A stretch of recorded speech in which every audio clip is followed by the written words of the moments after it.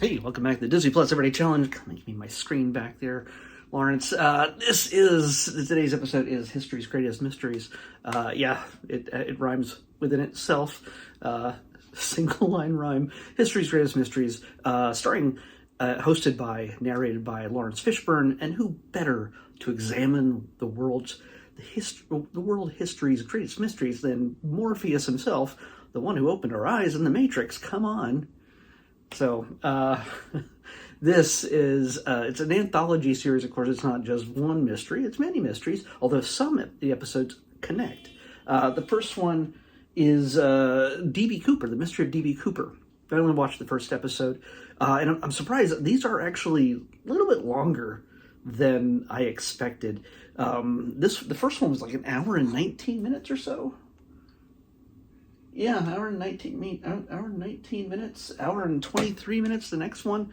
So yeah, these were broadcast on the History Channel, of all places. This is not a National Geographic thing, which is very strange. History Channel usually is connected over with some other things, so I'm not sure how this got on Disney Plus. They're all about an hour and 20 minutes long-ish. They would have been longer with commercials, and man, do they make use of those commercial breaks. When this thing aired, on regular television, there's so many pregnant pauses. There's so many moments where, well, are they going to find out? This is a bit of information that we've now discovered, and then pause, and then we're going to repeat the thing we just said before the break, and then give the answer. And it's like, you could literally edit this down. It feels like the reality show editing, and yeah, I understand you want to really, sell some ad space, but holy cow, this could have been done in 45 minutes, not an hour and 20. I'm just saying, there's a lot. 45 minutes without commercials. So it could have been an hour-long show rather than technically probably an hour and a half, almost maybe 2 hours. Can you imagine 2 hours of the commercials? No, it was probably an hour and a half show. But yeah, either way, it's fascinating, and sometimes it's like I said, it's a little bit grating in the fact that it just doesn't get to the point fast enough. When it comes to the D.B. Cooper case, if you don't know who that is or why it's important in history, is that it is the first and most notorious plane hijacking, where the single person hijacking the plane, got away with it. With $200,000, which would be $1.2 million in today's money. But he hijacked a plane in 1971. By the way, this is from 2020 to 2022. So yeah, this is sort of covering it about 50 years later. And this battery's dying on this thing. I gotta turn it okay. I need to be able to select the number later. And I'm down to 4%. Okay, so D.B. Cooper is a mystery man. Nobody really knows that's not his real name. There are people today that they interview in this single episode documentary that could be D.B. Cooper. They interview some people, some older gentlemen. This is 50 years later, and the person who was D.B. Cooper was probably in his 40s.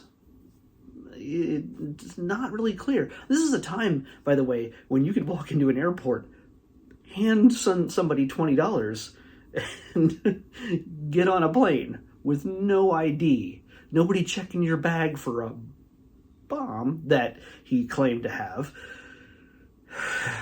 And then he basically grabbed a parachute. There's a whole ordeal thing. There's a whole lot more to it than I realized. Of course, there was other people on the plane, technically held hostage with a bomb, and they landed the plane. They went from Portland to Seattle and just let everybody off except for the crew. Got $200,000 from local banks, brought to the plane, and they took off again. And he wanted to go to Mexico. But it turns out, there's not enough fuel for that. So it was a 727, a Boeing 727.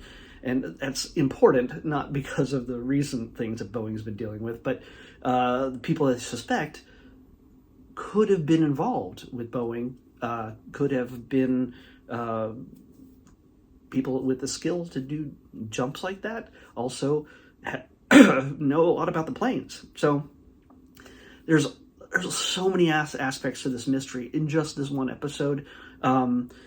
It is really interesting. Again, it's just how they fluff it out that just annoys me. There's lots of guys walking around the woods in the Pacific Northwest, going over every little detail, overturning every leaf and rock, and going, is this a piece of a parachute? And a couple years after this whole happened, they show some footage of when an 8-year-old kid who looks like 45. I don't know why everybody looks so much older in the 70s. He's an 8-year-old kid who found scraps of money in a nearby river area. So yeah, and that's all been determined that it belonged to him. Like, so some of it's there, was buried. I don't know. There's a whole thing. You should watch the episode to get an idea, but expect to be frustrated as they puff this out. Now, the other aspect of this, beyond people just doing a search of the suspected landing zone and probably the actual landing zone, they're also checking with at least one man who's still alive, who was kind of coy about whether he's D.B. Cooper or not, and an FBI agent who has since retired.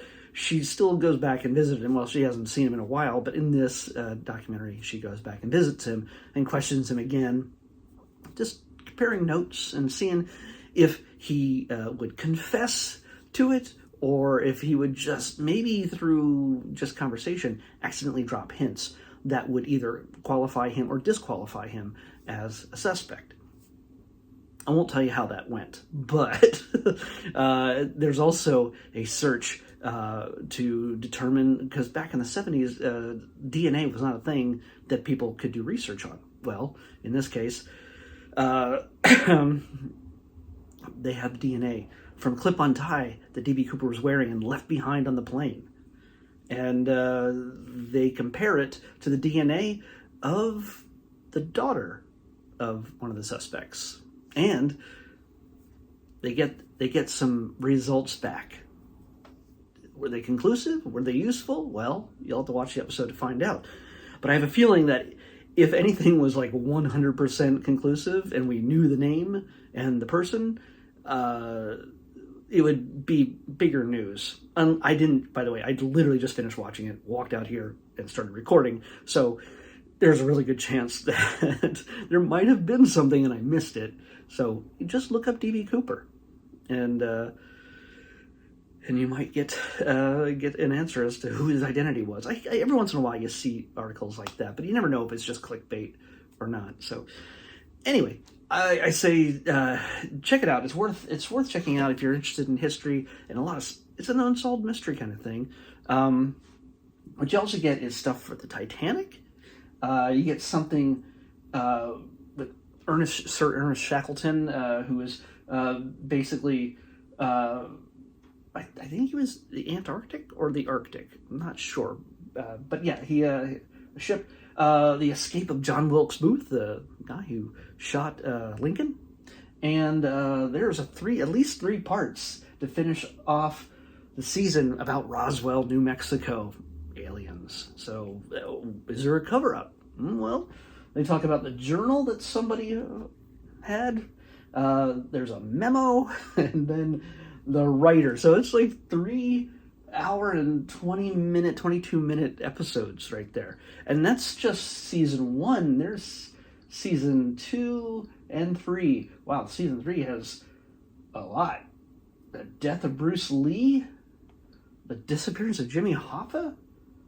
Oh, geez, there's Houdini's Lost Diaries. There's a lot of interesting stuff about Houdini. It's worth checking out. So yeah, if Bermuda Triangle, we've already seen stuff about that. It's mostly BS. But anyway, it's worth checking out. And hey, you get Lawrence Fishburne, so talking about it, this makes it fun. So yeah, definitely check it out if you're into these kind of historic mystery things. get ready to be frustrated with this lasting about 20 minutes longer than it really needs to be in most cases.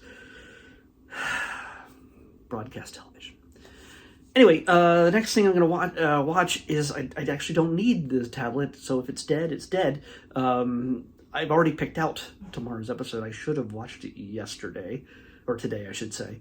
I should have watched it today because it premiered X-Men 97.